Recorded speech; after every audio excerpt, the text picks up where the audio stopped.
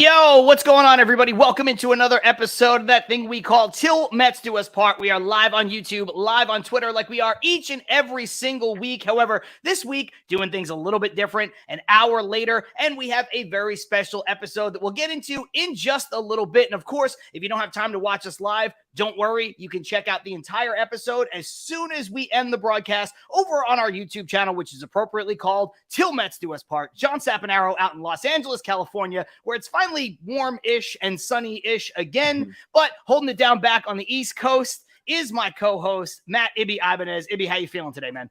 I'm doing pretty good, John. We got a loaded show today. First time we're doing something that we're stepping out of our comfort zone. We're trying something new, but what I'm really excited about is the fact that we're bringing back 3 guests that we've had on in the past, all great episodes, solo. Now we're going to try to mesh it all together. I'm sure it's going to be a great panel discussion. So other than that, on my end, it's Jersey. What else are you going to say about that? It's fine. I'm doing well. It snows one day. It's 50 degrees in the morning, and then it's snowing the next. It's ridiculous. But either way, I'm doing well. I hope you are as well. Let's get into it. I'm doing good, but that was like the least Jersey swag ever. I'm telling Todd Frazier what you just said. I just want you to know that. You can tell Todd Frazier that when he actually shows up on this show. That'll be fine. And then he can yell at me. I'll gladly take the heat if it gets him on the show. But yes, Jersey's fantastic.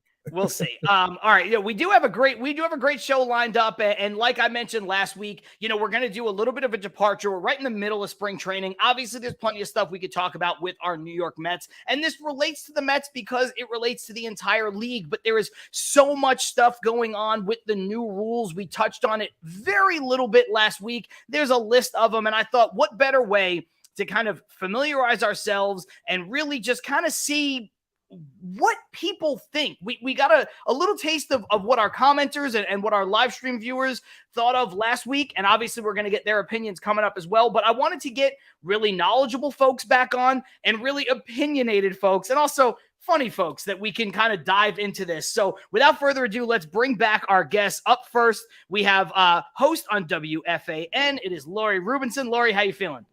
I feel great. I'm delighted, excited to be back on with you gentlemen. Thank you so much. We really appreciate you joining the conversation. We've got our pinch hitter. Of course, we were supposed to have another guest on. Conflicts happen. I called this guy. I said, listen, man, you're a great sports fan. You're a great Mets fan. You're a great guest. You're a hilarious comic. We want to have you on. Of course, he's got his own great sports podcast as well called the Dirty Sports Podcast, and that is the one and only Joe Prano. Joe, how you feeling, man? I'm good. How are you guys? Doing well, very, Joe. Very so good. Much for filling in. Of course. I like being called a pinch hitter. I was trying to think of what famous Mets pinch hitter I wanted to feel like when I, arrived at the show. Is it Rusty Staub? Is it like a Benny Agbayani type? I was in a tiki bar this morning in Palm Springs, and I had to hustle back. It feels like a Benny Agbayani pinch day. By the way, I once met Rusty at a benefit event, Rusty Staub. So, and of course, this is exactly what you guys want to do is digress in the first minute. But by the way, met him. It was a benefit event. He was being honored. Walked up to him at the bar to get a drink at the same time he was standing there. I mean, a prince of a human being, like as nice as they come, Rusty Staub. That's all. It's as always great. Yeah, exactly. And it's always great to hear when they're actually nice. You meet these folks and you're like, wow, this baseball player, this football player, this whomever athlete is actually a really, really sweet dude. And last but certainly not least, we have the editor-in-chief from Baseball Prospectus, and it seems like we only bring this guy on when there's issues around Major League Baseball. Last year, I think he was our first or second guest in the middle of the lockout. He's covering all things baseball all the time, and that's Craig Goldstein. Craig, how you feeling, man? I'm doing great. I'm happy to be the conflict, either initiator or moderator, whatever you want to call it. I'm happy to be here when there's something going on. So if we all argue, is Craig going to be Switzerland? I don't know. They wanted opinions. I don't know. he's got tons of opinions when it comes to this stuff, as he should. So I don't know. We're gonna see who falls into what role, but it's interesting how some people, we had Ant Rivera on from Subway to Shea a couple weeks ago, and we always have him on when there seems to be nothing going on in Mets land. Last year it was in the middle of the lockout, and we're talking about them hiring Glenn Sherlock. Yeah. Just ridiculous stuff. So this is how it goes. But before we really dive into it, Stevie Mac saying hit the like button. Yes, if you're watching live, please go ahead and hit the like button. It helps the algorithm in a way that I'm sure none of us understand. But you know what? I know that it does help. So that being said, let's not waste any more time. Let's get right into it. The new rules. And one old rule that's become permanent at the very end, but we'll take our time and really dive into each one of these. We'll start with the bigger bases, 15 inches to 18 inches. Obviously, there's a lot of different things with player safety, not getting the double bags like they have in slow pitch softball, like the leagues that I play in. Also trying to, incentivize those close plays. So, Lori, I'll start with you on this one. The bigger bags, like it, don't like it, and do you think it's a big deal? So I like it. I'll just say I like pretty much all the new rules. So I'll come out right away and say I'm a new rule person. So I'm gonna like most of them. And I think change is good. And I think we all have to get away from being a little bit like, hey, we're the old men saying get off my lawn when it comes to baseball. Like embrace change. So that's the first thing. But what I like about the new rule is I do think it will, we'll see, but I think it will add more of the element of speed back into the game. And it's part of, obviously, with the rule of limiting, throws to first base. And I think that in terms of adding excitement into the game, adding speed and encouraging stolen bases so that, our analytics will say, stealing bases actually, has a higher payoff and ROI. I think that's a good thing. So I'm excited about it. The safety aspect of it, you mentioned it, John. Look, if all they cared about was the safety aspect and the part of it is mostly first base where we're going to see more collisions, then they could have just done the softball double base and just done that. So I think this is more than just about safety. This is about encouraging the element of speed back in the game. I agree, and this is just a good shout-out. Carlos Ramos saying, Dr. Lori Rubinson in the house. Glad I'm here for it. Let the therapy begin. Ibby and I always say that this is kind of a therapy session once a week for Mets fans, and I know that you have a similar take just with all New York sports on your show Sunday nights on WFAN. Joe, so Lori brings up a good point. I'll come to you next. In addition to just that rule specifically, I guess just give me your overview on the new rules in general from what you've seen so far. Well, I'm glad we have a therapist here because I have anger management problems. I need to do something about how angry some of these rules make me. I don't like to think of myself as an old head that just wants to keep everything the same and get off my lawn, but there are some aspects of these rules that really bother me. The bigger bases does not bother me at all. My initial reaction was, who cares? But that was in the it felt like they were selling it to us with the safety thing, when then it kind of leaks out like, oh, also it'll help, more offense, more people stealing bases, all that, which who doesn't want to watch people try to steal bases? So I'm all for that. Like, of all the rules, the bigger bag, I'm totally fine with. My initial reaction was like, whatever. And now I'm like, great, more steals, more people on base. Let's do it. And we'll get into some of the other rules and why I think, I don't know, some of them are counterintuitive to that. But the bases, 2 thumbs up, I'll give it. I was going to give it 1, 2 thumbs up. Can I ask everybody a question? And maybe this is a question for Craig, then as you respond to this, is because Joe said something interesting there. Why do we think Major League Baseball made the bigger base thing? The focus was more like, oh, this is about safety. Like, why wouldn't they position it to all of us of, hey, it's going to encourage more stolen bases in the game? Like, why not say it that way? Craig, any ideas? Yeah. Right on the spot, right out of the gate. It's a good question, because honestly, like, what I was say about my feelings about the bigger base is like, yeah, it's fine. It's kind of what Joe and Lori both said. Like, it's all fine. It's not that big a difference. I think it is a little bit to help with stolen bases, but the reality is like a few inches on either side isn't going to make that big a difference in general. I do think that you could argue it's going to make a difference in the sense that these guys have timed the ability to go from first to second, and the pop times are so close. The snap calls, you get the replays at second a lot that show like someone barely beating the bag or barely getting caught, and it's bang bang plays. And so like you'd think a few inches maybe is not that big a deal, but actually it is going to make a big difference because you're cutting down tenths of seconds.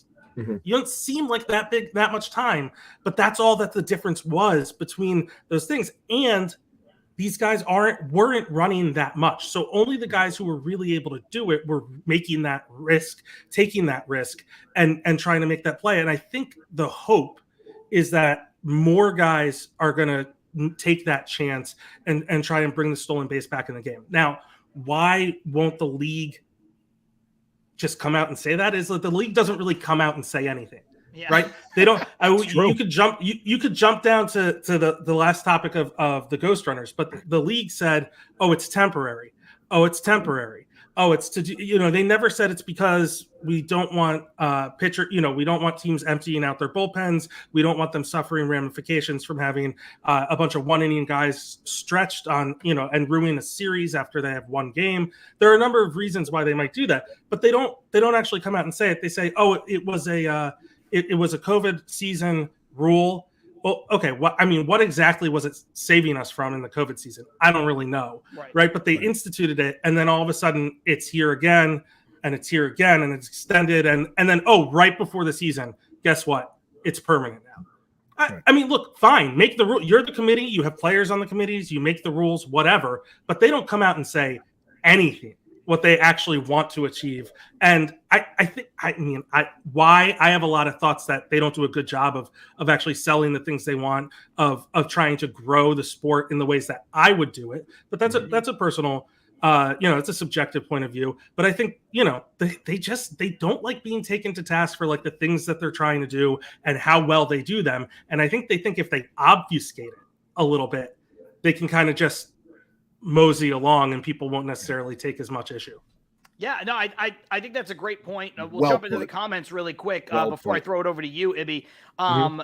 We've got some good ones, and Baseball and BBQ saying the bigger bases change the dimensions of the infield, 3 inches less between home and first and third and home, and you know how it goes. 4.5 inches between first and second and third. So, I think that goes along with what Craig was talking about with the pop times and really just allowing people to have, I guess, a different strategy when it comes to going for the stolen bases. We've got Chris Ferrara saying the stolen base is back. And Ibby, from a Mets perspective too, you see a guy like Brandon Nimmo who's got all the speed in the world that is just super reluctant to steal bases on a consistent basis. So, look, I think you're going to see guys like him go for it more, but how do you feel about the rule in general? Yeah, the rule in general, I was fine with it. I'm with everyone else, but when basically saying like when it was first said, I was thinking, oh well, big deal. Like what does it matter between these minuscule inches? But to Craig's point, it's the pop times and things like that. That when you start really thinking about it, that's what really comes into play. But yeah, I'm with the comments. I'm with Joe with what he said. Like I want people to steal bases. Like I want it to be encouraged. And if this is something that moves that along, I'm all about that. And yes, if Brandon Nimmo actually wants to steal bases, I still question if he's going to because he's so focused now about his health. I don't know if he's actually going to do that. And by Lori shaking of her head, I think she's with me on that one, not thinking he's actually going to do it. But if you want to talk about if he's healthy, Starling Marte, if he's okay as post groin surgery and things like that, then I'm all about having speed atop the lineup. I'm someone who, yes, in my mid-30s, when I think of baseball, when I think of constructing a lineup, I'm still of that mindset, even though I know things are changing, where it's like, you have to get used to seeing guys like Aaron Judge and Kyle Schwarber batting at the top of lineups, but I'm so used to seeing speed guys up at the top and getting on base and stealing second, and then the next guy drives me. Like, I like that aspect of baseball, and if this starts to creep back just a little bit, I'd be really into that. So if this does encourage people to actually want to steal again, I'm all for it. Yeah, I mean, for me, I have Honestly, almost nothing to add to this conversation because I think you guys have all kind of hit on it already. I think we all kind of feel the same way of like, okay, yeah, you can make the bases slightly bigger and that's cool. And it's not a huge deal. And I think, if they didn't announce it to almost to Craig's point, if they didn't announce it at all, I don't know if any of us would notice the difference, right? Like we're not on the field. We're not walking around. We're not running first to third. I don't think anybody watching the game would have noticed this change. And I think it'll make a little bit of a difference, but I think it's one of those things that, 5 years from now, we're going to look back and go, oh yeah, the bases got made bigger. Sure. Whatever. So I think we can. So let me ask you one question about one quick follow-up. To your point of not noticing, I think the new bases do look a little bit like a pizza box. So the question is, how soon is it until baseball has an official base sponsor from like Pizza Hut or one of these guys, and somebody's paying for the bases? How soon?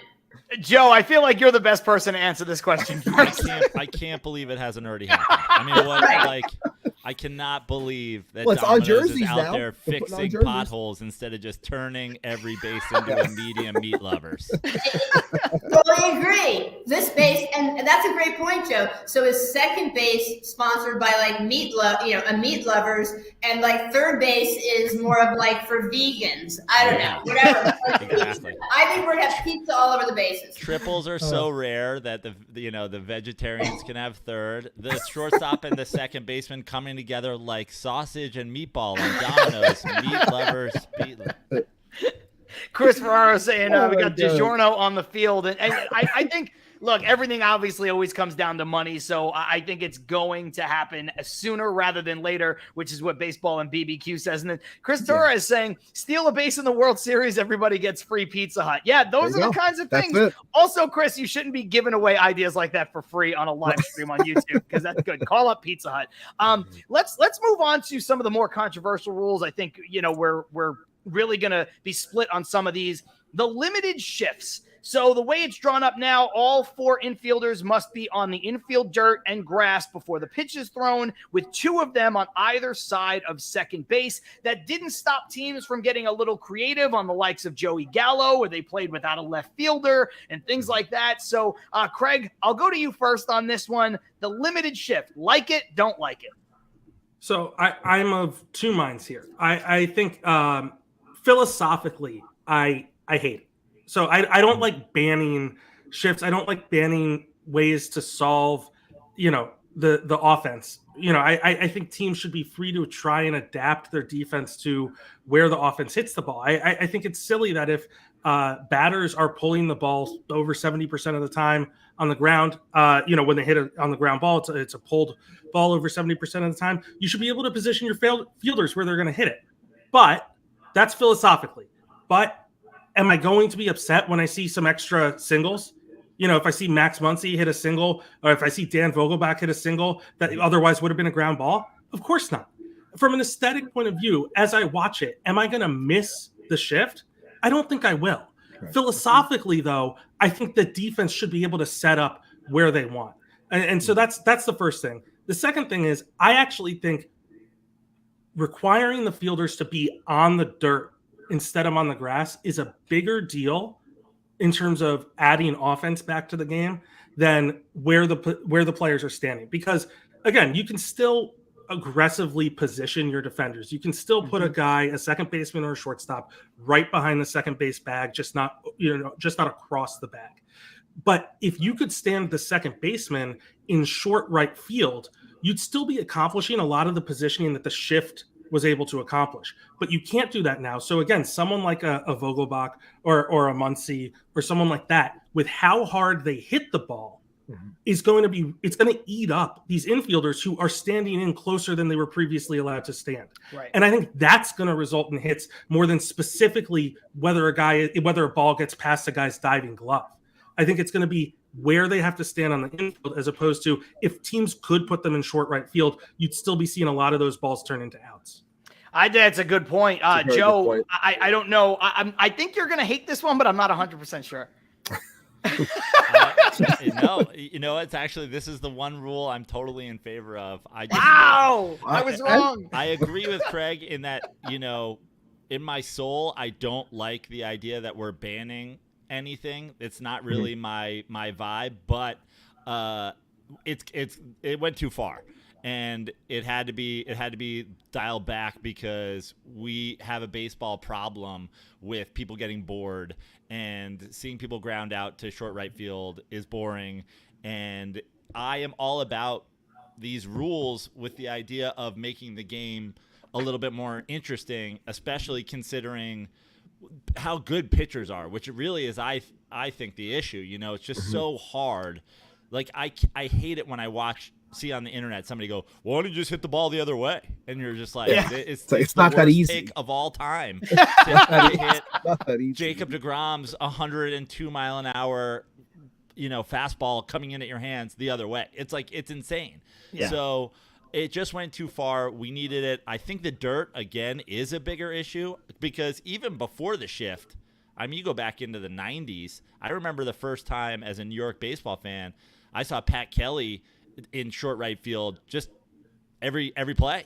He was he's like, I can charge the ball and I've got a strong enough arm, so why not give myself more range? I don't know if the answer to that is one day, widening. I hate the idea that we're going to have pizza box bases and wider dirts, but like widening the dirt a little bit to give some of those guys maybe a little bit more room to explore, because it's obvious that if you don't just want your second baseman sliding out into right field, there has to be some sort of line, and that's the dirt. So of all the rules, I've just said, with how good pitching is, the shift is unfair. And I'm glad it's gone. I'm glad, we have some sort of version of it that we'll see how it plays out, but I'm excited about it. Okay, Lori, what about you on the shift? The limiting of the shift, the banning of the shift? I don't know, depending on your perspective. You're either limiting it or you're getting rid of it completely, I guess. I think it's limiting it. I wouldn't say that it's banning it. And the second part is that we all know that for Joey Gallo, as an example, for players who are so extreme, we saw this the other day, I think it was Boston, is we are going to see only two outfielders, and somebody else is going to play that short field softball kind of position and still play the shift. They're just going to do it with an outfielder. So we are going to see a little bit of that. I thought that, Craig and Joe, I'm probably somewhere in between both of your answers, so I would say chef's kiss. I agree. But the nuance for me here is this, that, Craig, I think you got to the heart of the matter of where I am, which is philosophically, it bothers me that we have to legislate against something that is intelligent. I would like for us not to have to legislate against what is smart.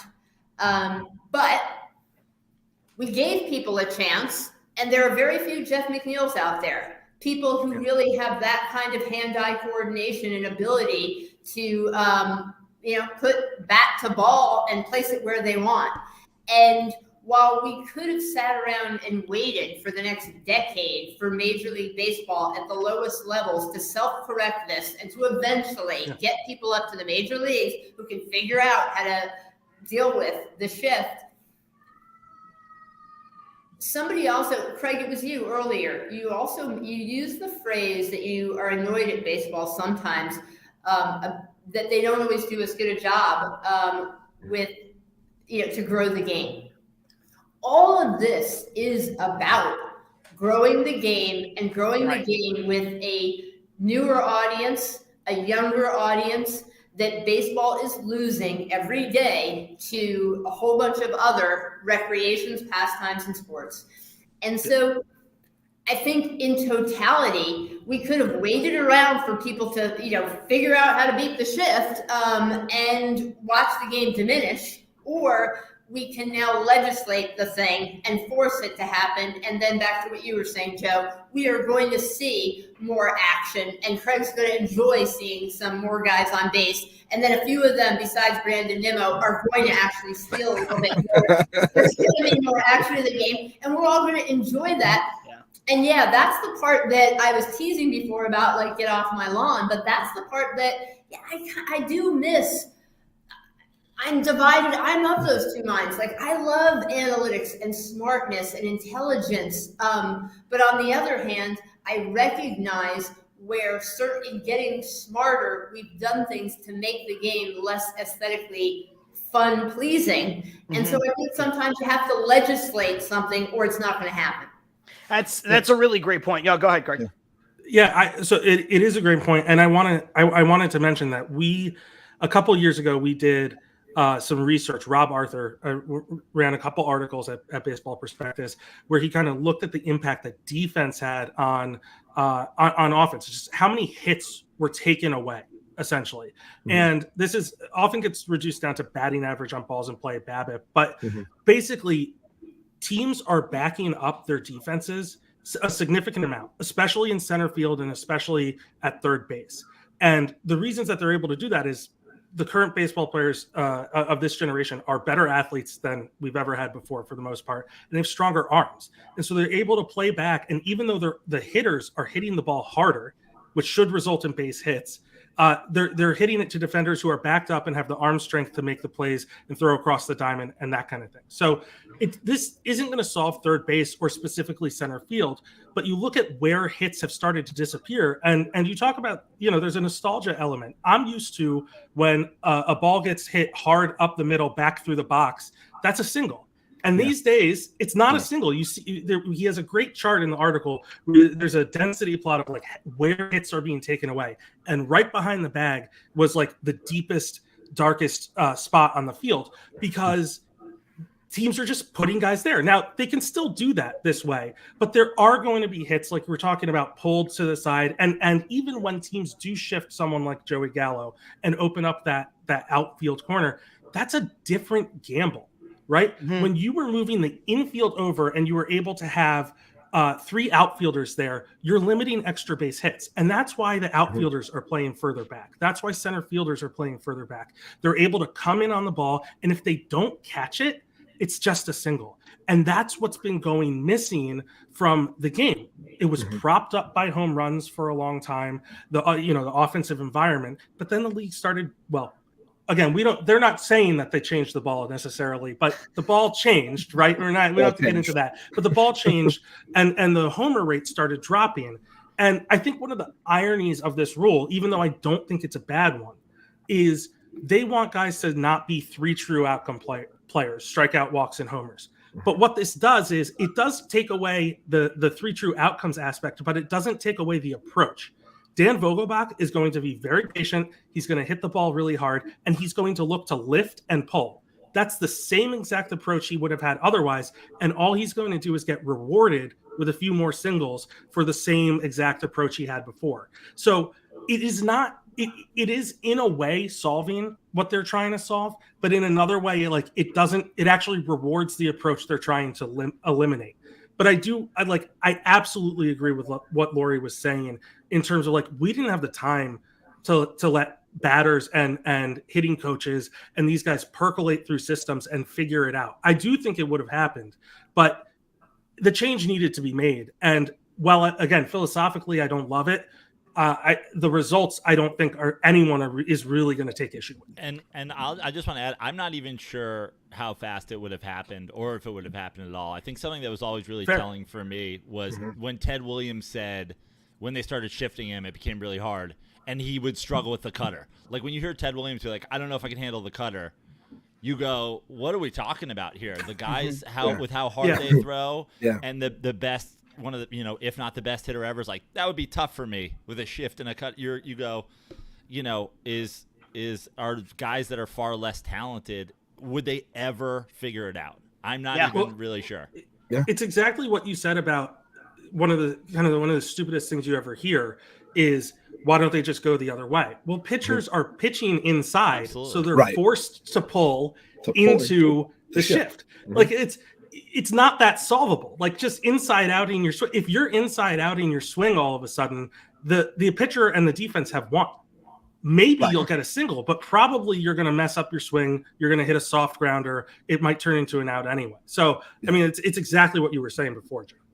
When I look at this, everybody kind of looked at this rule from jump as, it's a rule to help offense. One of the things that I look at too, though, is a little bit more excitement on the defensive side of the ball. Suddenly, if you have a shortstop with a bit more range or a second baseman with a bit more range, you're going to see that emphasis put back on the way they play because they can't be in the perfect position every time, right? Like Craig, you said that the biggest black hole on the field was right behind second base. Sure, you could still put a guy 2 inches away from the bag, and most shortstops in today's game are still going to get to that ball. But maybe it's a harder play now. Maybe they have to spin around and make a throw. It's a little bit more exciting on defense. Maybe they have to dive for that ball. Same thing with the second baseman in short right field.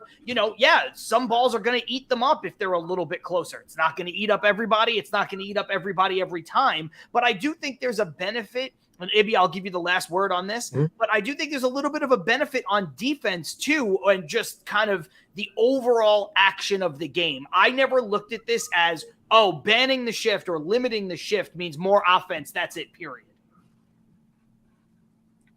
I'll let you take it, Ibby. Oh, okay, I was sure where to go. No, but to just continue the point that you were just making, I remember one of the first things that Lindor said when he came to New York was how, while working with the shift and he's going to do what the coaches and the analytics say, like he'll follow along. But he was someone that said, I'm a shortstop. I want to be able to go out and make plays. I want to show my athleticism and do those things. So, seeing those things come back into the game is a great thing. And you can see guys be athletes. That's what you want to see. It's what makes watching the game so fun because it's filled with so many great players. And I don't want to sound like a broken record, but I will echo just what everyone else was saying. I do agree that it's better in terms of action. I also agree that it kind of sucks that you're taking away an avenue for a defense to be smart, to, better themselves. Because in the end, you're trying to win. That's the name of the, you're trying to win the game. So doing those things to try and win should not be taken from someone. But I understand it completely because, yes, it was getting ridiculous. Yes, like you watched guys' careers basically end early or just get like completely change the trajectory of where they were going because of the shift. Like it's unfortunate maybe with this limited shift, maybe Joey Gallo does come back. I know he's having a good spring right now. Maybe Joey Gallo does have a little bit of resurgence in Minnesota. Maybe, like we're talking about Daniel Vogelback, maybe he's rewarded a little bit more. Max Muncy, Matt Olson, Kyle Tucker. There's plenty of guys that have lost a lot. And it's crazy because a lot of those guys also put up phenomenal numbers. Like I look at Kyle Tucker, he's a phenomenal player in Houston, lost a lot to the shift, but now you're taking that away. How good can he really be now if you're limiting the amount of times that someone can actually shift them? But overall, I think it's fine. I think it's going to, I saw someone in the comments say, is this really going to like bring new people in? I'm not sure, but maybe over time, if there is a little bit more action, if you are seeing more steals like we're talking about with the bases, a little bit more base hits to create a little bit more traffic on the base paths in general, it shows that the game is a little bit more fun and not so much of the 3 outcomes that Craig was alluding to before. And like John said, I think the potential of it bringing baseball back on defensive excitement is for sure a possible silver lining.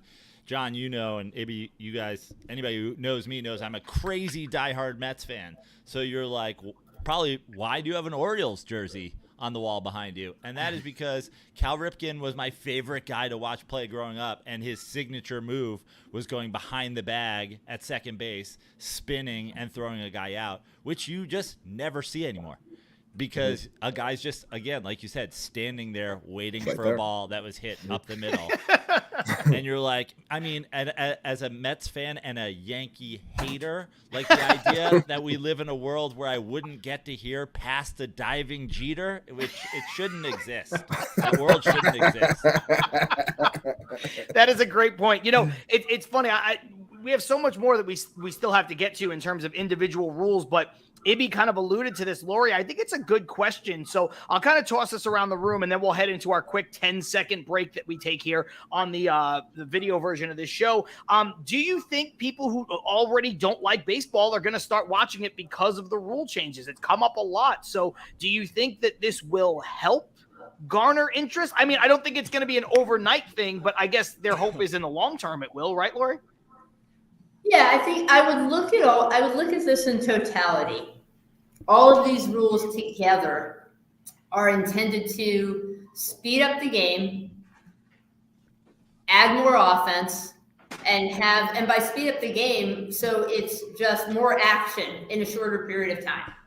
And I think that the hope is that for younger fans in particular, by having more offense and speeding up the game with people's attention span, that baseball will attract more fans or not lose fans to other sports. So yeah, I think it is a good idea. Yeah, no, that's fair. And, it's funny because I said I was going to throw this thought around the room, but I think in a way it makes the most sense to give Craig the last word on this because look, like Joe and Matt and myself, we're fans first and we have other sports that we're going to be, super into. And with Lori on WFAN, like if people aren't like baseball could end tomorrow and people would still call in about the Giants and the Jets and the Knicks, Craig, you work in, in baseball essentially. It's obviously you're a fan of other stuff too, but so from your perspective, how much will this help? I think I really echo what Lori said, and it's that I've seen this question asked a lot in regards to the pitch clock specifically. Like, is it really going to bring people in? And I think like the short answer is yes. It's just not going to be like no one is going to actively decide, oh, now I'll watch baseball that there's a pitch clock. I don't think it's that simple. But it's what Lori said about not losing people, and I do think you're going to gain people who, if a baseball game is on in the background or they go to a game or they're at a friend's and someone's watching it or so their spouse or their partner or their friend says, let's put it on for a few minutes, whatever, they might see what happens and think, oh, that was actually not bad. Like I'll watch that the next time, or it's very passive, right? It's this passive experience of, I didn't have a bad time, and actually there were some interesting things. And that converts into like, oh, I'm going to throw it on in the background while I do some work. And then it's like, oh, I actually was distracted from my work while I'm watching this game. And actually, I really like Francisco Lindor. Like, well, I want to watch more of him. I'm just tuning in for him. And then you just get into the whole team. This is how fan interest builds all the time. I don't think when shows air or whatever, when something happens, it's not like one thing happens and now I'm in. It's like, there's all these little elements building up into now you have my interest. Now you have my attention. Now you have my allegiance. And I do think this matters for that. I think when you talk, what Lori said about the pitch clock is exactly right. You're speeding up. You're getting rid of dead time, dead air. We've seen Grant Brisbee did a massive study on SB Nation a few years ago. The amount of time that guys are doing the Nomar Garciaparra, I'm going to step out, I'm going to fix my gloves, I'm going to stand the bat against my crotch, or I'm going to step off the mound and just take a breath, and all of this kind of stuff. Look, I understand that, this helped them perform, and I want them to perform at their best too. But I think they can do it in the amount of time that they're being given now, and we're all gaining something. And people, they say, oh, you want less of this thing you profess to love. No, I want the thing I profess to love in less amount of time. Yeah. If I get the same amount of baseball in 2.5 hours, why would I be upset about it? Right. I think, Craig, the point there, so two things. One is you're talking about it's a greater concentration of action. All you're doing is deleting the in-between. And to your point on everybody adjusting the wristbands, but since this is a Mets podcast, we'll just say for Mets fans, James McCann, are you all going to, come on, let's just say it, the elephant in the room, are we all going to miss, you all know what I'm talking about, if you're a Mets fan, is everybody going to miss the bend your knees and adjust your cup between pitches? I won't. Maybe you guys will, but I will not miss that. Give me more baseball and less crotch grabs. Look, we had an article on the site today by Russell Carlton, who actually worked with the Mets as an analyst for a little bit and has worked for other teams in baseball and has been at BP for a very long time. And it was about like how he appreciates the stillness that the extra time that we're kind of getting rid of provided, and that he's going to miss something. And he's fine with the pitch clock. He's not really complaining about it, but just noticing something that is not going to be there. And you know what? I appreciate that perspective. I appreciate people who say, like, I love kind of how pastoral the game is and that it took as long as it took. And, I tweeted out, when it's a Wednesday night and it's 12:45 and I'm still editing something and there are no games still on, I'm going to be miserable, right? Like I'm going to miss I'm going to miss the pitch clock or the late games at that point when it's 1:15 in the morning and I'm still doing something. I loved West Coast games because I can just put them on and it's company, right? It's nourishing. But the sport needs this. The sport needs to move forward, and like literally in the game itself, and also in a meta comment, a meta sense of it. Like it needs to move forward, and it needs to move a little quicker. And do I wish the players just did this in and of themselves? It didn't necessitate a rule, but that they just it took the spirit of the thing and said, "We're going to get in the box pretty quick. We're going to get back on the mound pretty quick." I really wish that was the case, but they weren't doing it. You have Pedro Baez, you have the human, Steve Traxel, who's human rain delays, right? Like you have this whole thing, and they unfortunately, it needed to be legislated. I hate that it had to be legislated, but it did. And so here we have it. That's a really good point overall. Chris Ferraro saying, my girlfriend always asked why he did that with regards to James McCann, and then followed it up by saying, and then not even get a hit. So, if you're gonna take that much time adjusting, maybe adjust something else and get a hit, get on base. Don't bat 172. Let's head into the break. For everybody who's watching this live, it is just a 10-second ad spot that we need for the audio version of this show. We will be right back with our roundtable discussion. We'll get into the rest of the rules here until Mets do us part.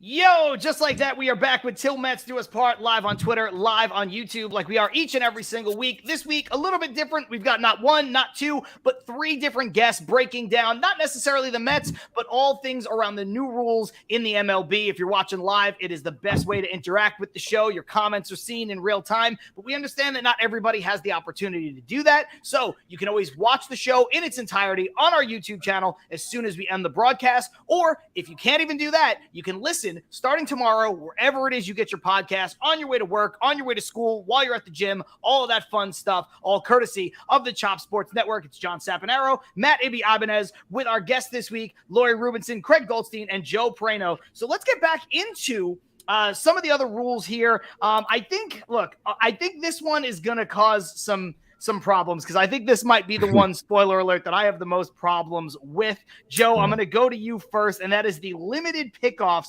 The rule says only 2 disengagements of any kind per plate appearance. A third is a balk with runners on base. So I'm glad I didn't jump in before during this conversation. I was like, we need a break because I have a lot to say with what's coming up. And a lot of it has to do with the disengagements and the pitch clock and, the argument that this is all for more fans or whatever, because I think these things are all related. And to me, I think the number one issue with all of these rules, even the ones I like, is Major League Baseball focusing so much on saying we need new fans. And instead of having the approach of we were once the most important thing, how about keeping the fans that love us and letting baseball get spread the way it always has, from parents down to their kids, taking them to the game, teaching them the game, all the things. And when it comes to disengagements and the pitch clock specifically, to me, this is where I feel like we're pulling some of the soul out of baseball. And the disengagements alone, like the idea that you're trying to encourage more stealing, but then also at the same time, the fun of the cat and mouse game of the runner is now 2 disengagements, and now you get a free pass unless we pick you off. And it's like, I hate rules that are layered and have a second part that we have to get into. Like, I feel like it's almost self-policed. You go on the road and a guy throws over twice, he hears about it. He throws over 3 times, he's probably getting shot after the game. Like, I get that some guys, are going over a lot, and I get that we want to increase steals, but the idea of you can only throw over so many times and then it's some sort of running start hurts me as a baseball fan. I think Baseball, to me, I was talking about this the other day. It feels like we need to approach marketing baseball the way people approach marketing vinyl records still. Like, it's not the best quality, and it's not the fastest, and it's not the easiest, and it doesn't connect to your Bluetooth, and you can't bring it to the beach and whatever. But people are crazy about it because there's some sort of nostalgia and some sort of different feel about it. I think the idea of taking I don't have a son, but if I do one day, to a baseball game and trying to teach him how to keep score while a pitch clock is happening is not going to happen. Those are some good points, Lori. I'm sure that people are calling in about this rule a lot on WFAN, so I'm going to come to you next, with this disengagement. I do think I agree with Joe a little bit that you kind of taking the soul out of the game a little bit with this. This really alters a lot of the fabric of what baseball is. So there was a lot to unpack with what Joe just said. There usually is, by the way. I cut myself off halfway. I don't even want to get into the pitch clock yet. Like, that was Joe being That's a true therapy statement right there. So I'm going to take the pitch clock part and put it aside for a second. Okay. Because I am madly in love with the pitch clock. So I'm going to put that aside. If there is, I will say the disengagement thing. If there's one of these rules that I'm kind of lukewarm, mad that I could have lived without, it's the disengagement thing. And let's even start with, I hate the friggin' name. Like, what are we doing? We're calling it disengagements? Like, what the hell does that even mean? Like, why call it throwovers or whatever we're calling it? Wasn't it a Julia Roberts movie? So first of all, it's so friggin' annoying, the name, disengagement. Like, back to your point, Craig, on like, we're going to grow the game. Like, what is baseball doing? Like, why are you calling this? But whatever. So I don't like the name. But, and I would modify this one. I think you got to give at least, and what I hope is that over time they'll learn over the course of the season and they'll change. You got to give at least one more throw over so somebody gets 2 legit throwovers and then they still have a legit throwover in their hip pocket as a threat before they can do anything. That's one. And 2, I'd also be open to, like, can we change this for maybe like the 9th inning and extra innings or something like that, or something so that you can, I don't know, in pivotal points in the game, limiting throwovers feels annoying to me. So if there's one that I'm not thrilled on, I would modify this by, I think we should be giving at least one more throw over, because I don't want to call it a disengagement. One more throw over. 2 feels not enough. You do it once, and after that, you kind of can't do the second one, because then the runner knows, like, you better pick him off or you're done. So you really, after one, you're sort of screwed. So anyway, that's where I am on that one. I'm going to get into Joe's philosophical sort of, human kind of baseball moment of truth crisis. I'm going to get into that when we talk pitch clock. Fair enough. Craig, it's funny that Lori brings up she doesn't like the name disengagement, because the whole thing with all of these rules is about more fan engagement, right? So it's almost like they're using this poor choice of words, even though it's in 2 different contexts. That's baseball. And it's kind of, there's just a little bit of irony there of like, how do you fix disengagement with more disengagement? It's very indicative of baseball's approach to all of this, right? That like, it's very lawyerly, right? It's technocratic. Yeah. Right. Because and that's everything that Rob Manfred does and represents and all of that kind of stuff. Because the reason is it's not a throwover is because if a guy steps off the rubber but doesn't throw over, that's a disengagement. Right. Mm-hmm. That's why they do. Oh, it's not. Look, I realize I look like the asshole explaining it, but that's why they do. No one likes the pedantic answer, but that's why that's the whole thing with the league and why they're naming it a throw over and a step off. Yeah. With you. The thing is, I agree with you, right? Like I agree, but that's Yeah. That's MLB right now. Like, it's like we're gonna call it. It's gonna be very lawyer. We're gonna put. As Joe said, like, why is there a second part to the? Yeah, if you go to paragraph 3, subsection C, sub item 2, like that's the whole. That's everything about baseball right now, and it sucks. It sucks. So okay, but the rule itself. My initial reaction, and again, I'm gonna go philosophically versus functionally. My initial reaction is philosophically, I could not hate this thing anymore. It's this, as what Joe said, the cat and mouse. There's an intelligence to this. There's feinting and adjusting to that, and stepping off and staring the guy back, and there's all these ways that pitchers controlled the running game that wasn't specifically a pickoff, and now you're kind of reducing it down to that.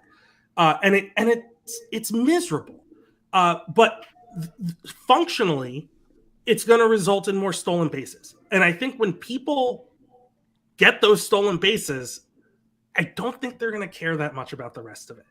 And I think that's what I feel in my heart is I think that's wrong, right? Like, I don't think that should be the case, but I don't think people are ultimately going to complain about getting that element of speed and base running back into baseball. And the other part of it is that you have to have some rule like this. And if you're going to do the pitch clock, so we can't completely extricate that, because if you could step off and not experience and just reset the clock, pitchers would just be doing that repeatedly. And again, it's one of those things where, like, I wish they didn't have to legislate it. But they do, because teams and pitchers would absolutely go about pushing the envelope and living in the gray areas that these rules provide. And that's just how baseball is all the time now. And so if you didn't limit the number of step-offs or throw-overs, you'd have guys doing it to rest their arm a little more, to slow down the pace of the game, to do all of this kind of stuff that you're trying to address with the pitch clock. Now, Joe doesn't want either of them. And that's a cohesive thing. But I think if you do like the pitch clock, like I do, like Lori does, you need some semblance. Where I truly, truly agree with Lori is this idea that it's not only the number should probably change, but the penalty of it being a balk on the third throw over is absolutely asinine to me. I agree with that. This is why is it not a ball? Make it a ball. Make it a ball. Yes. That's a strategic choice a pitcher can make. I'm willing to risk a ball to not have this. And look, I don't think it's necessarily. My first thought was kind of what Joe said. It's a free base on the third throw over, or after the second throw. But the reality is, like, if the guy starts stretching it too far, he is going to get picked off. Right. And that is the new cat and mouse game. It's not as good, and it's not like I don't endorse it, but that's kind of what's going to play out. Craig, I think, to your point, I think if they added one, what if they added one more, so you get 3, and then it was a ball instead of a balk, so now it's really like a pitch out if you choose to.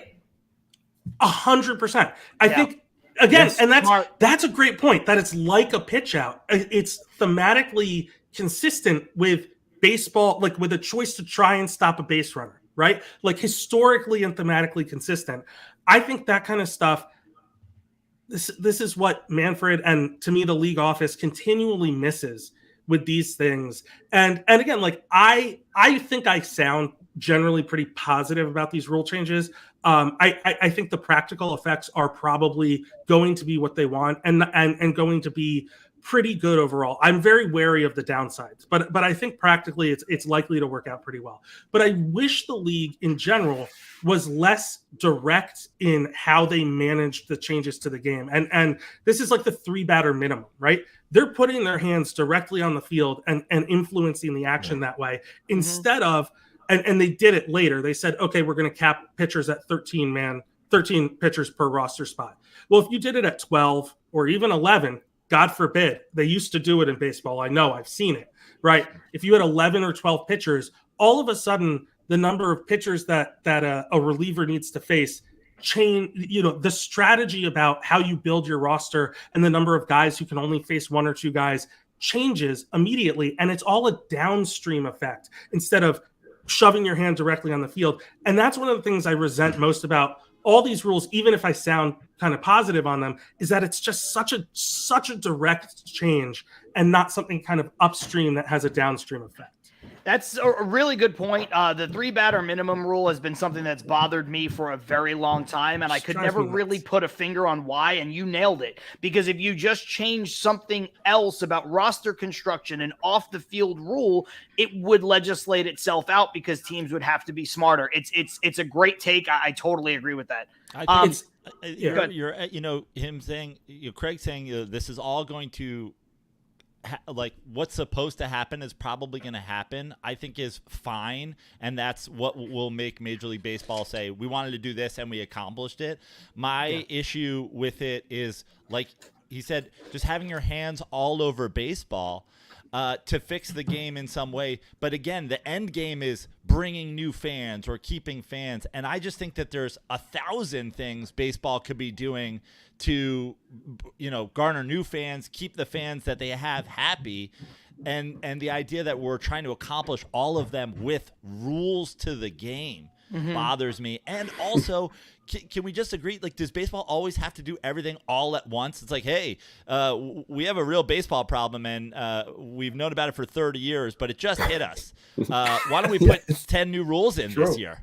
It's like, why don't we just ban the shift for a year? See how that happens. See how that works out. Yeah, that's what Chris Ferraro said. I don't know why they had to do all these rules all at once. Either phase them in. Just give us a little bit of a break. Go ahead, Lori. Yeah. I think, Craig, I think you used a great word a few moments ago, which was lawyerly.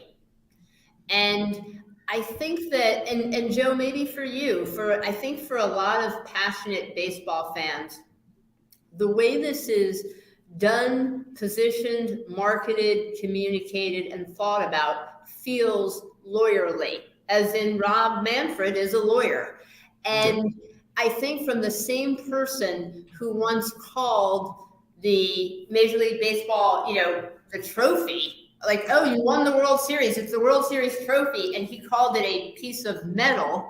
I think there is that sense that this is like the lawyer's in charge, as opposed to, and I'm not saying he doesn't love the game of baseball, but he thinks too lawyerly. And I think that had you had people whose passion, who love the game, but understand marketing and attracting audiences, to have looked at this, the language of it, the cadence, pacing of which rules when, it could have been positioned in ways that, Joe, to your point, might have been bringing in new audiences, but also could have felt a little less jarring to the kind of core super loyal audience. I think if baseball is so afraid of what it is, it's hard to say, come watch us. We just need to make 1,000,000 changes first. You're gonna like it way better. No, but look, we laugh, but he's right. He's right. It has to know what it is. It has to not only like what it is, but it has to know what it is and what it wants to be. Yep. To really chart out a course of how to get there. And the fact that they're doing 5 things at once, it feels like, maybe they do. I don't want to be too skeptical, but like it's hard to tell that they do, that they know exactly where they want to go and how they want to get there, because it feels like they're throwing a bunch of stuff at a wall and seeing what sticks. And that's it's what Lori said to me about the lawyerly aspect of this is it feels cold. And that's the part that drives me nuts, right? Is that like, and I'm sure that's the part that you feel emotionally, Joe, and I feel it too, right? It just feels, like I said, technocratic and cold, and it doesn't feel like someone who has love for what he's supposed to be a steward of, and also wants to grow it and share it. And I mean, look, you talk about the millions of different things. We can talk about what's on the field. How about more games on national television, on Fox, like they do the field? I was really skeptical of the Field of Dreams game because I thought you're leaning into nostalgia. You want all these young viewers, and you go to like a 25-year-old movie that's literally about nostalgia. Oh, okay. That makes sense for me, right? But they nailed it. They did. They But did. they crushed it. They did. And it drew a ton of viewers. And even when it was the Reds and the Cubs, 2 also rans last year, it still did really big numbers overall. Well, it turns out if you put baseball in front of people and treat it like something that's a big deal and that people should be paying attention to, they're going to pay attention. They got Fox to treat it like an NFL game. Just a regular old NFL game. They got Fox to treat a baseball game like that, and it worked. And instead, what we end up doing is getting these games that are parceled out to Apple and to Peacock, and they're, it's all guaranteed money. It's all guaranteed money, which the owners love. But are you growing the game? How many people are tuning in? Are you getting it to a broader audience? And do you like what you're giving them? To your point, Joe. I mean, I think that's again, like I laugh because it's funny, but it's also it's absolutely the case. To me, everybody who's a diehard baseball fan that I know is somebody who grew up going to baseball games and learning the actual ins and outs and all the depth of baseball by being there and having somebody explain it to them, and they just never let go of that. Mm-hmm. And so you would think, hey, Major League Baseball, incentivize people going to the ballpark. Nah, bigger bases. Like, okay. Bigger bases. All right. Cutting 40 minor league teams. By the way, you talk about going to games. Doesn't have to be Major League games. Totally. It's baseball. Just the small B baseball, right? Democratic baseball, small t, by the way, democratic baseball, not political. Just the bigger baseball universe. But they're taking that out of communities. And to your point, it's. I mean, look, I see people complain about prices and they compare it to payrolls. Those aren't connected. But prices and going, how expensive it is to go to a game, that is a real problem. That is a thing people need to do. I mean, that the league needs to address to make it affordable for people and their families to go to games, to have those options. And it's wild to me that isn't something that the league is addressing. And the focus is, look, bigger bases are fine, but like if you want to grow the game, get people to the game. And then I think when you get people to the game and you have them there, you suddenly won't want your games to be shorter. Right. Well, I don't know about that one. You're not me on that. Okay, so I do have a realistic question to ask everybody, because normally we do the show, it's an hour, and I told all of you that it would take about an hour. We are at an hour and we haven't talked about the pitch clock yet. So is everybody okay with going a little bit longer? I don't want to monopolize anybody's time. For the pitch clock, I will stay. After that, but for pitch clock, I'm happy to stay because I'm the one talking too much. So I apologize. But Rob Manfred said this ends at an hour, guys. Yeah. That's how it works now. We have a I need a timer on me if I'm talking. I'd just like to point out, I feel like the fact that we're going into overtime proves my point about the pitch clock alone. We have a pace of play issue on this show, and I just. So wait, I have a question for Joe as we're about to go into a conversation about the pitch clock. And Joe, I heard what you said, and I effing love the pitch clock, and I can argue it both ways though, and even with your point in a moment. But here's my question: if you're Mr. Nostalgia Vinyl Records, how long was the average game that you went to when your father, mother, grandparent was, shaping your baseball love, and you were, 8 years old? I'm sure I don't know the exact statistics, but I'm sure it was closer to 2.5 hours than it was to the 3+. But counterpoint, I was also there 2 hours early for batting practice, hanging around after the game to run the bases. You can still do that. Nobody's stopping you.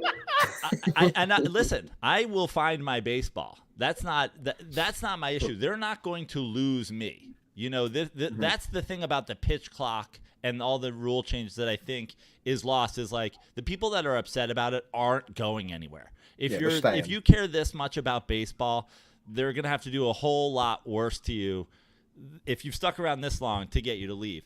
My issue with the pitch clock is layered, but part of it is, first of all, I think we've already seen it with Scherzer. I think the crafty guys, we always see people getting funny with the rules and living in the gray area. I think it's actually going to help pitchers. I think that they're now going to be able to play the game with the you only get one step out, so I'm going to make you use it right away, and now I've got you, and now you're mine. I can use my pace how I want to use my pace. If you get dust in your eye, so be it. I'm waiting for you to get dust in your eye, and that's when I'm going to quick pitch you. I think anything that gives a pitcher an advantage today is immediately a bad idea to me. But also, I think, like you were talking about with the disengagements, we're already looking at, it would be great if we had one more disengagement. Like, the pitch clock, couldn't we have instituted one that was like an abnormally long length? That way the Steve Traxels of the world were still punished. But, guys, it didn't feel like we're rushing through at-bats. Did we need – I know these rules – like they form themselves. If a pitcher has to pitch by this time, then you can only be able to step out once. And so then they just kind of double back on themselves. To me, the baseball being as long as it is was never something that made me say, I don't want to go or I can't watch it on TV. I think baseball, it's like I feel like I'm arguing for like books now when I talk about baseball. Kids are like, I got an iPad and I got video games and I got the movies and I got TikTok, and I'm like, I can't sell you books, man. Like I can't sell you sitting down and reading something for a few hours. I know it takes a while, but in the end it'll be worth your time. I promise. Give books a chance. You know what? But I feel like you're trying to legislate against. It's like they created the Kindle. And you're upset that they don't only have books, and why do people need a Kindle? It's like, you know what? Because they do.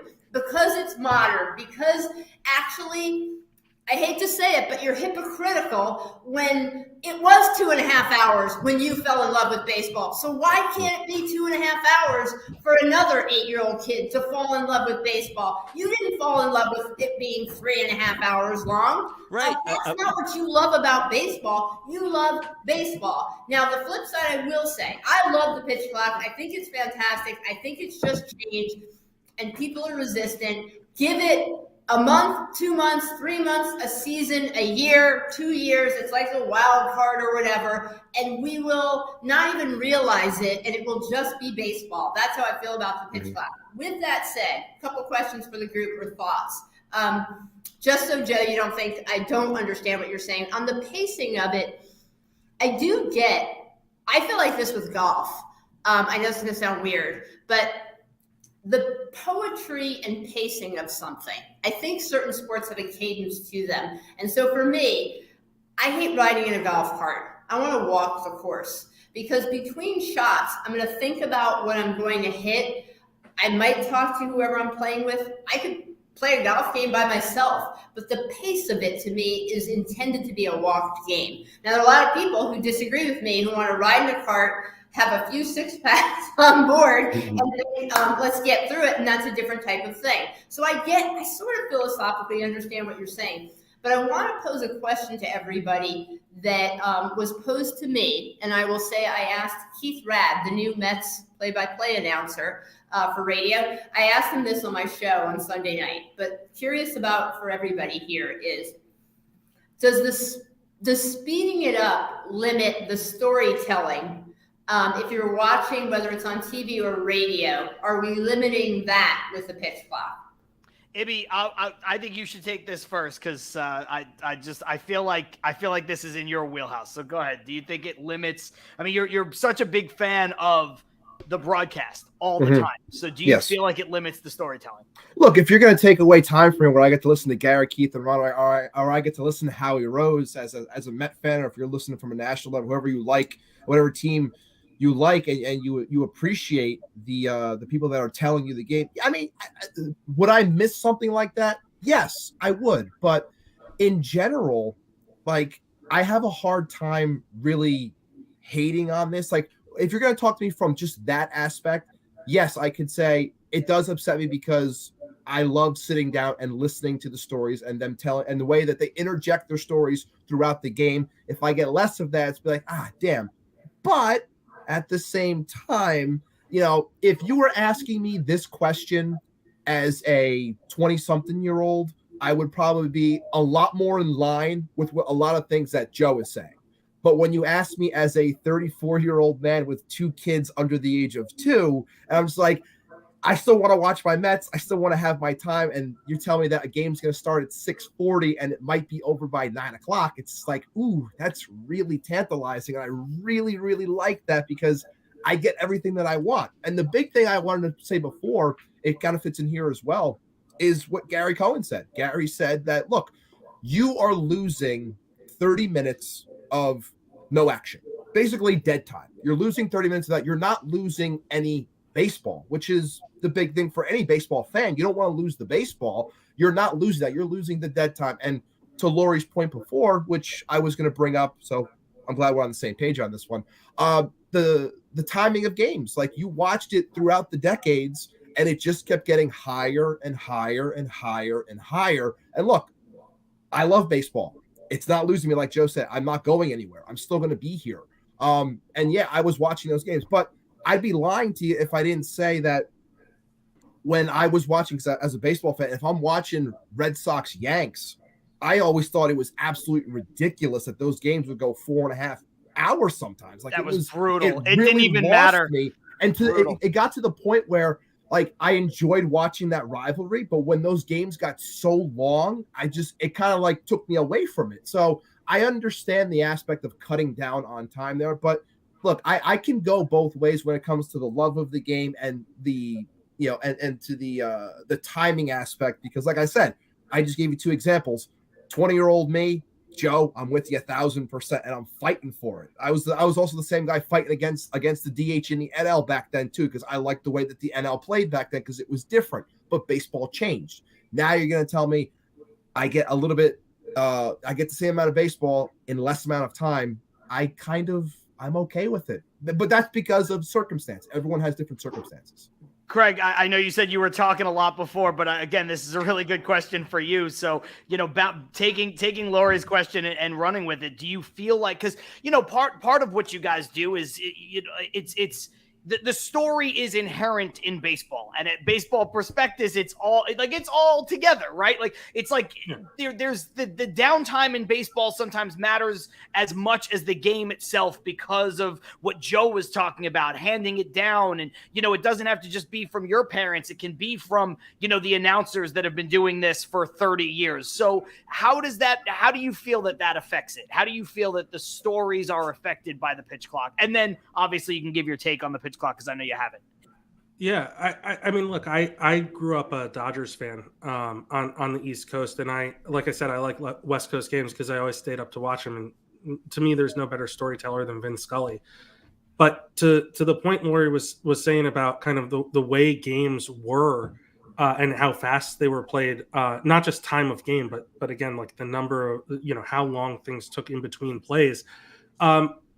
He was able to tell those stories. Right. I mean, like he was able to tell those stories. Jack Buck was able to tell his stories. Ernie Harwell was able to tell his stories. All of these people were able to weave narratives about the game and throughout the game in the amount of time that we're going to be adjusting to. And the difference is we're having a stark adjustment from 3+ hours in time of game to these games in spring training right now running 2 hours and 40 minutes, 2 hours and 45 minutes. And it's a really heavy-handed adjustment. And that's why I say, like, I really bristle at kind of the direct on-field change that the league tends to favor. But I do think it's an adjustment that will be made, and it's an adjustment that will be made by the announcers too. They're going to know when to tell. And the other part is, we get 162 games. Like, these stories are going to be told. I don't think we're going to lose the stories. We might not get them at the same time we were going to get these other ones, or that we've been getting them. But we are going to get them over the course of a season. And I don't want to. I feel like I worry I sound dismissive of that concern, and I don't want to, because I think it's very valid, and I feel it too. I'm just trying to reason myself through what I think it is actually going to happen. You know what I mean? Like I don't want to lose those things, and I think there are things we are going to lose. Like I said, Russell Carlton wrote a great article today at BP about almost this exact thing. And there is something to be lost. And I think it's okay to mourn that and to miss it, while also appreciating what is also taking place, what we're gaining with the pitch clock in terms of action to time ratio. And the other part of just kind of what Lori was saying, a little bit pushing back on what Joe said to start with, is not only was the time of game lower in the 70s and 80s and all of this kind of stuff, but there was more action despite the time of game being lower. So not only are we getting 3+ hour games, 3 hours and 5 minutes regular, in terms of average time or whatever it is, but there's less happening than ever in that expanded time. And I think that's what the league, again, like, I'm not used to complimenting the league on what they're trying to do. I think they do it ham-fistedly or heavy-handedly or all of this kind of stuff. It's not comfortable for me to appreciate what the league is doing. But I do think in this case, they're at least close to getting it right. Maybe the method is not exactly right. Maybe it needs more time. Do I wish there was like flexibility, like Lori mentioned, I think with the pickoffs, after the 8th inning, it's different, or something like that. I don't think you can actually do that with a rule set, but I think what we're all yearning for and wanting that is the fact that we need these rules in the first place. It sucks that we need these rules. I keep saying this. I don't want this to be legislated, but the way teams are in terms of pursuing every advantage and pushing it to the limit, we're seeing Max Scherzer do it with the pitch clock in terms of mixing things up. We saw position players pitching. I compared what Scherzer was doing with position players pitching, which is that it was a fun novelty for a little bit, and then all of a sudden it was everywhere, and I grew to hate it. And I just said, why am I like this is not baseball. And well, Scherzer, I think Joe's right to worry, by the way, that this is an advantage for pitchers. And I think guys like Scherzer are going to master it, as that comment just said. But that's not really what I want out of baseball. Like I don't want him messing with a clock. I just want to see good baseball. Mm-hmm. And that's the worry I have with all of these rules and the layers that Joe's talking about, how you have to have a batter rule, and you have to have a pitcher rule, and you have to have the pickoffs, and all of this kind of stuff, all this legislation. It starts becoming more about the rules than it is about the game. And that's when you talk about losing the soul of the game. And look, I'm in favor of this. I think Lori's in favor of this, but I think we both acknowledge like that is a real thing that we're all feeling too. And it's a concern that we have, and I'm worried about it. I think it'll be okay, and I think there will be some really good things about it. But it's a real concern. My point is, I don't want it to be dismissed. I don't want people to feel like if they have these feelings, it's like out of ridiculous. How can you not? No, not that at all. And what really stinks is that you could argue it wasn't necessary, but for the people that do think it's a good thing, that it necessitated a rule instead of people just saying, pick up the pace a little bit. Like, we're here to play baseball, not to stand on the mound or readjust our gloves or readjust our cup or whatever. And it stinks that it came to that. But now that it did, like, I think this is a positive change overall. We're almost at an hour 20, so obviously we're gonna have to get out of here shortly. But I do want to mention one of the things, the biggest problems that I have potentially with the pitch clock, and I'll kind of throw this around the room, and then we'll kind of go out on this. I don't think we're gonna see it. I will say that I don't think we're gonna see this that much as teams, players, pitchers, batters. Everybody gets more used to this being the new normal. But the fear is a big spot, a big inning, or a big game, dare I say it, ending because of a pitch clock violation. The only way that these rules have teeth is if you enforce them. If you start to just go, it's not a big deal, or, look, delay a game happens. It is what it is. And you can even see there that sometimes the NFL is a little fudgy on that. They might let it go an extra second after the clock hits 0. So, Lori, I'll go to you first on this in case you do have to run, which would be totally fine. Do you think that there is some letter of the law versus spirit of the law, specifically with the pitch clock? Because I tend to agree with you. I didn't think I was going to like it, but watching it, I do like it. I like how it affects the flow of the game, but I am a little afraid. I don't think it's going to happen, but I am a little afraid of some kind of big moment being ruined, and baseball is full of big moments for 100+ years. I'm afraid a big moment might get ruined by the pitch clock. That's my biggest fear. So some big moment will be ruined by the pitch clock. Yes, it's going to happen. When you say big, is it going to be like the World Series? I sort of doubt that, because I think people will, human beings learn and get better at things. But will there be a regular season game that will have some play, potentially the way it was the other day in spring training, some decision was determined by the pitch clock? That might happen. But I think it will only happen in this first year as human beings learn. And I think it's okay. And I know that sounds terrible, but the Super Bowl just had the game in some ways almost decided by a ticky-tack, holding call, and where a jersey was grabbed, James Bradbury. And you know what? There was a huge uproar. A lot of conversation. A lot of people didn't like it, but it was technically the rule. So I tend to be a letter of the law person. If this is the law, call it that way. Yeah. Call it that way all game long. Call it that every game of the season. Call it that through all the postseason, so everyone knows. And once that's the standard, then human beings do learn, and they will. And give it a year or so, and this will no longer be an issue. We will never think twice about it. It will just be baseball. Joe, if you and I are at a Mets-Dodgers game, and hopefully we will be in a couple months' time, and a big moment ends, even if it's, let's say it's in the Mets' favor, are you going to be livid on the way home?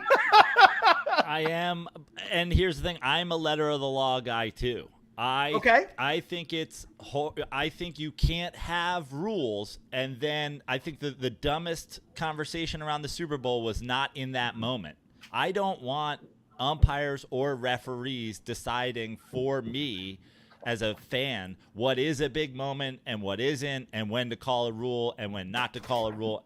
And I know it's going to happen, and I'm miserable about it. I love so much about baseball. I feel like I've been the, old get off my lawn guy on the show. I love everything about baseball. Make it longer.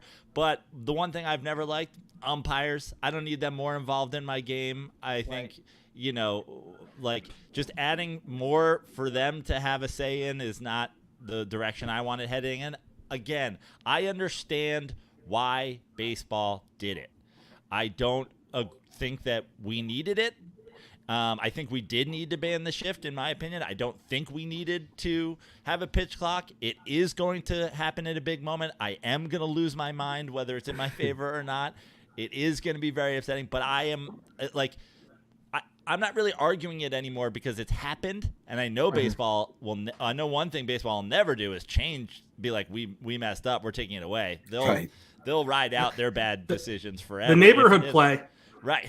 Oh, okay. They did. They have one. You have one example in the history of one. Yeah, you got one. That's it. The pitch clock is. That's why we have them on, ladies and gentlemen. Just pulling out those references. Joe, when it happens, feel free. You can call my show. Call them. You can rant and complain, and that's what we're here for. So I'm even looking forward to when it happens because it's good for ratings. But before we get out of here, and I do want to give you guys the opportunity. Obviously, everybody knows you guys, but I want to give you guys the opportunity to plug your shows, the things you have going on, your social media, all that stuff. Ibby, I'm going to bounce the same question over to you from a fan's perspective, and then Craig, I'm going to give you the final word on this whole conversation with regards to the pitch clock and whether or not Ibby, if it does come down in a big moment and something is ruined, or even look, you want the Mets to win a World Series. If the Mets win a World Series on a pitch clock violation, you know what I mean? Like we already have to. By the way, I'm going to be thrilled if the Mets win the World Series on a pitch clock, and that's the a walk-off balk. Bring it on. Oh my God! Home lines, I'm thrilled. Well, you know what? We do have a lot of that because we have the walk-off walk against the Braves that obviously was not in our favor, but we do have the Mets had no business winning in '86 because how does the ball go through his legs? We also have the no-hitter that shouldn't be a no-hitter. It would be poetic, Ibby, for the Mets to have this situation, right? Mets win a World Series the first year of the pitch clock on a pitch clock violation. Twitter would melt down. I can't even Twitter say it would with a burn straight to the face. ground. We kind of talked about it last week on the show. We were saying how, I didn't really think that something like that would happen in a big moment, because to Lori's point before, saying how, human beings and professionals and, playing at a high level, you're going to understand. Look, in the beginning, you're going to have your growing pains. Like, that's what spring training is for. You have 4+ weeks to get the kinks out and see how things happen. And sure, I bet in the early goings of the season, we might see some games that might get decided. Maybe you see a game or two, a crazy call here or there. But in terms of like extremely large moments, playoff baseball, a wild card game, a World Series game, I don't think I'm not fearing in that area. I'm really not, because I think everything by that time will be figured out. Are there potentials for slips? Sure, people make mistakes. We are human. But I really think that in the long run, everything will be okay. But yeah, in the beginning, maybe you see a couple things here and there. Maybe when you now, to be honest, now I am rooting for something to happen in that Mets-Dodgers game. If you guys do go to it, I want to see what happens, and maybe even turn on your live stream on that one, just so I can see Joe's reaction. But if it happens in a spot like that in April, May, something like that, like, I'm not going to lose my mind. It'll be like a 24-hour thing. Like, you're annoyed, maybe, whether win, lose, because you're going to get, as Mets fans, we all know if they win something when they shouldn't have won, you're going to hear it from everybody. So regardless, like, it'll be gone 24 hours. But in the overall overarching thing, I don't see it really affecting on the larger scale, big time moments that we're all talking about right now. Chris Torres says, I don't care. I'll take it just to win one. And that's fair. Just one Craig, before I die. That's it. Craig, do you think something like that can happen? Do you think it will happen? Do you think it's a problem if it does? Let's take it from that perspective. We've already heard a lot of people think it could happen. Do you think that would be a problem if and when it does? I think it's optically it would look really bad on a really big stage. But that being said, I think something will happen at some point. And I think the result is, like, I see people worrying about this. Well, if you're a batter, get in the box, and if you're a pitcher, throw the pitch. They throw. I'm sorry, like, I don't mean to sound callous about it, but that's the rule. It's true. That's the new rule. When they went from 35 seconds on the shot clock to 24, did people not get shots off in time? Yeah, you got to adapt. Adapt or die on some level. And I don't mean to say, like, I don't care. I think, people worry about the big moments. They want to let the moment breathe. Look, if you're a batter and you need to take a deep breath and center yourself before 8 seconds are on the clock, you have a step out. You have a timeout you can call, right? That's what that is for. And I am extremely sympathetic to the idea that some of these long pauses and these moments of tension were built by guys staring in and, someone stepping out and restarting it. And there's a build of tension there in big moments and playoff things. That tension is going to happen. It's just going to happen faster than you've been ready for it, right? You're still going to get that tension. It's the same thing when, in basketball, guys you have 5 seconds to throw on the clock, 8 seconds to bring it up the court. We never see any of that on the screen. We don't have a little ticker. No one's following it, but they have to do it. And they start pressing when it's time, and they start moving a little faster. Everyone is going to adapt to the amount of time that it happens. And one way they're going to adapt and learn is when they get called on it as soon as it happens. Yeah. If you play it to the last minute, and look, we saw it with Scherzer, and again, I think Scherzer is going to master it, but he was playing a game and then he got burnt by it because he took too long, right? And that's going to be something he's going to have to adjust to, and he's probably not going to play it that close in the future. He's still going to push it. He's going to push. He's going to find his advantage, but he's not going to push it that far. And he's going to have we use internal clock in baseball a lot, especially for shortstops and fielders. They know how much time they have. They know how hard they have to throw it. They know when they need to rush, that kind of thing. This is just going to be another internal clock for them to deal with. That's a good point. Yeah. And that's really where I think it's going to be. I am sympathetic to the idea of losing some of that bigger picture tension building kind of stuff. I think the gamble is what's gained is more than what's lost. And we're going to see. We're going to find out. This has been an unbelievably great conversation, and thank you all so much for being a part of it. I do want to allow some of the commenters to just kind of share their love. Can the MLB hire you folks? From Chris Ferraro saying to Lori, I didn't get a chance to talk to you, not at the WBC, but the QBC. You did a great job interviewing Hojo, which I was there. Yes, you did. I thought this was a slight, so I didn't want to bring it up, but then he followed it up. He said, Joe is a clown. Definitely gained a fan in me, though. So Joe, I was like, Joe is a clown. I mean, he's a comic. I don't know if you guys knew that, but like, come on. No, but I really appreciate the fact that people tended to appreciate this, Patty and NYC. I really appreciate this episode, the guests with varying opinions and discussions. So, look, people love this. I know we went a bit long, like I said. I appreciate all of you giving us the extra time on this show. I think it was a conversation that was helpful for even us to have. So, Lori, if you can just let people know how they can interact with you on social, when they can tune into the show, all that fun stuff. Sunday nights on WFAN, and you can listen on the radio. You can always download the free Odyssey app or listen live, WFAN.com. All of that on Sunday nights, usually from 10 p.m. to 2 a.m. is usually the standard show.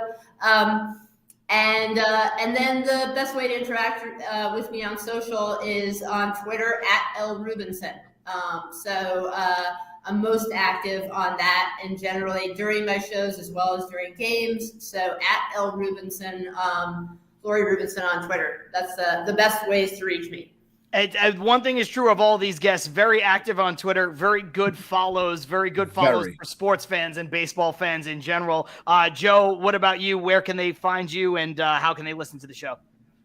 At The Dirty Sports is my podcast, and it's at The Dirty Sports on all social media. We also have a baseball-only spin-off podcast, Dirty Slides, because I like baseball and I want to do it, talk as much as possible. And but I hope that everybody can check out some of those because I think, a big part of this conversation is just like how it's going to help baseball. And we dug in a little bit more on both of those shows about, like, will this actually do anything for gaining fans? So listen to Dirty Sports or Dirty Slides. I'm on all social media at Joe Prano, except for Twitter, where I'm Fix Your Life. And I do stand-up comedy. So if you think I'm a clown and want to see it live in person, you can come out to a show. You absolutely should. And Craig, I know you change that Twitter handle pretty often. You take votes on it. There's a whole poll, but it's hilarious. And it's great stuff. So where can they find you, and what else can you tell them about Baseball Prospectus? Yeah, the handle stays the same at CD Goldstein on Twitter. It's the only social I'm on, but the display name changes quite a bit. You can go vote on it next time. I do a little democracy. There's a nomination process, and you get to vote on a poll. Baseballprospectus.com. It is a subscription site. I think it's extremely worth it. We do research. We do just incredible writing. We have fantasy. We have prospect coverage. All of that kind of stuff. I have my own podcast, 5 and Dive, that I do twice a week, usually twice a week during the season. And you have a little focus here on the Baseball Prospectus Annual. It's a massive book. We talked about books, not Kindle. It is on Kindle if you want it. But 35 essays, over 2,000 players. You get projections, you get comments. There's analytics. There's humor. There's some of the best writing all year happens in this book. A lot of really talented people contribute to it. Still time to get it. It's really worthwhile. So that's my pitch. And you can get it whether you're like Lori and you've got a Kindle, or you're like Joe and you want absolutely. You can get it. It doesn't matter. It's the best of both worlds. And I just want to say, I'm going to be now at 10 to 2 a.m. Lori is perfect. When the games end at 12:45 now, I know what I'm listening to while I'm working. It's perfect. Absolutely. Listen, call, or post something for me on Twitter. I'll read it off on the show and credit you. So I'll have to have you on sometime, Craig. Sounds like we could go into some of these topics in greater detail. And that's what we were trying to do here. We're trying to bring people together. I think it's 3 people who have never met or interacted before, except the only common thread being having been on this show. So again, it's an hour and a half. It's so much time. And thank you. I know you all have busy schedules. Thank you all so Ibby and much. I appreciate it so much. And I know the fans did too. So ladies and gentlemen, that is Lori Rubinson, Joe Perino, Craig Goldstein. This is Till Mets Do Us Part. John Sapanaro, Matt Ibby Ibanez, and we will see you all next time. Peace.